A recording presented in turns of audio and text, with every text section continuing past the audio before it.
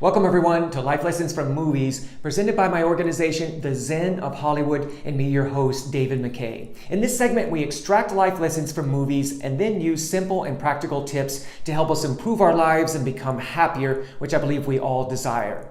Okay, today's theme is sacred contracts. We'll talk about what they are and what they're for, and we'll examine this theme through the good film Marshall, starring Chadwick Boseman, Josh Gad, and Kate Hudson.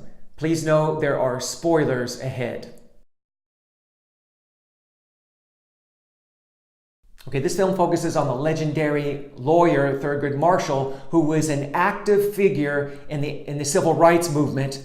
Right? He went around the country at the beginning of his career defending African Americans who were wrongfully accused of crimes. Well, this film focuses on one particular crime involving this African American chauffeur named Joseph and his boss, Eleanor, who is this white Caucasian woman of high society. Now, Thurgood Marshall can't just go to Connecticut and try the case because he doesn't have a license to do so. So he needs assistance from another lawyer to allow him to enter into this case. Now, the person who helps him is Sam Freeman, who is an insurance lawyer, and he wants nothing to do with this case, right? Because he knows that his reputation is on the line. Keep in mind that this case happened in the 30s and 40s when, of course, there was a lot of racism. And so Sam was very worried about his career. But he resisted at the beginning. He didn't want to do it. And slowly but surely, though, he becomes willing and he cooperates and does his job to help try the case. In fact, he's the spokesperson for Thurgood Marshall, who can't even speak in the case. He's not allowed to by the judge.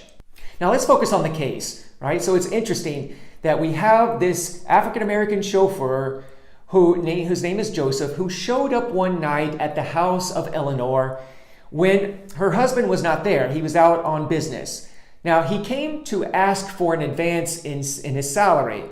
But what happened? Well, Eleanor was feeling lonely. They had recently moved to this town. She didn't have any friends. She felt disconnected in this big house. So, feeling in pain, she invited Joseph in and they started talking. One thing led to another and they ended up having sex. Now, afterwards, Eleanor thought about what she had done and she started worrying about the possible ramifications, right? That maybe her husband would find out. Perhaps she could even be pregnant with a child, and she panicked. So she ended up framing Joseph. She accused him of being raped because she was found in the street panicking. She ran up to the police officers. So she had to give some kind of a story, and that's the story that she gave. Now, without going into all the details, I'm going to cut right to the chase. In the end, Sam and Thurgood Marshall, they both are victorious. They end up defending Joseph and proving his innocence.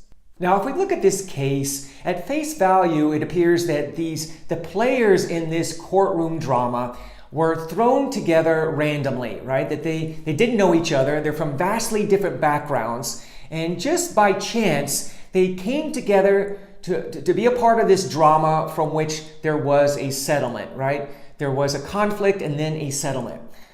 But if we allow it to, if we get our egos out of the way, which focus only on the material plane, right? And only on random chance, that's what our egos really love to focus on because that's the way they survive. They can't believe in a universe based on design because that would mean that there is a spiritual essence behind everything. And if spirituality is the ultimate reality, that means the ego cannot exist. It cannot survive.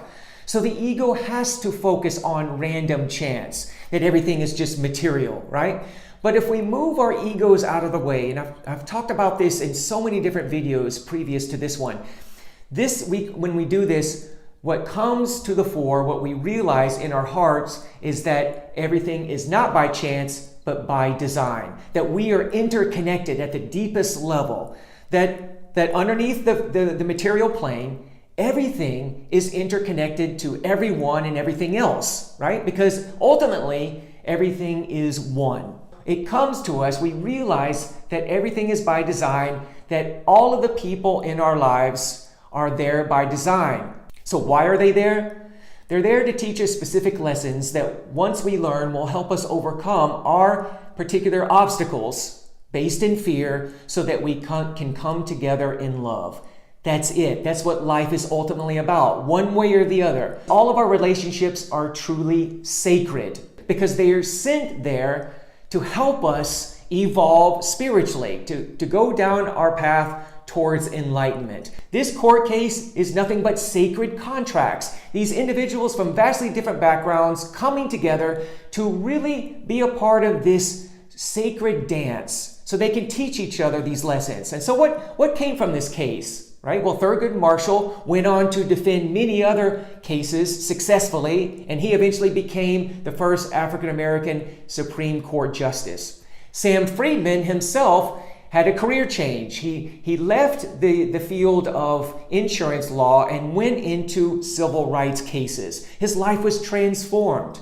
And who knows what Joseph and Eleanor learned from their interaction? Who knows? Who can say? We would hope that they would learn that in the end, that the color of their skin doesn't matter, that really they can overcome their fears and look past each other's facade to see the spirit within each person. We would hope that that would be one of the lessons, right? So let's take a look at our relationships and realize that all of them are sacred, that they're not there by chance, that there is a design underneath. That we have, in fact, a sacred contract with all of the people in our lives, family members, friends, our intimate partners, strangers, right? All of them.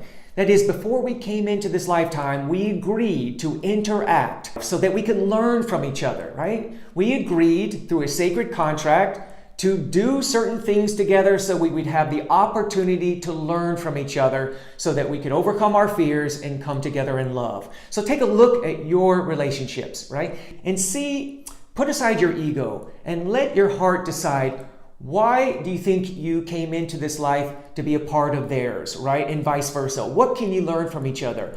Let it come into your heart and then choose to learn that lesson instead of going into your ego and being angry and rejecting that person because it doesn't fulfill your ego's desires, right? Let's let our soul, our hearts do the driving, not our egos. And when we do so, we will learn, we will benefit, and we will continue to evolve.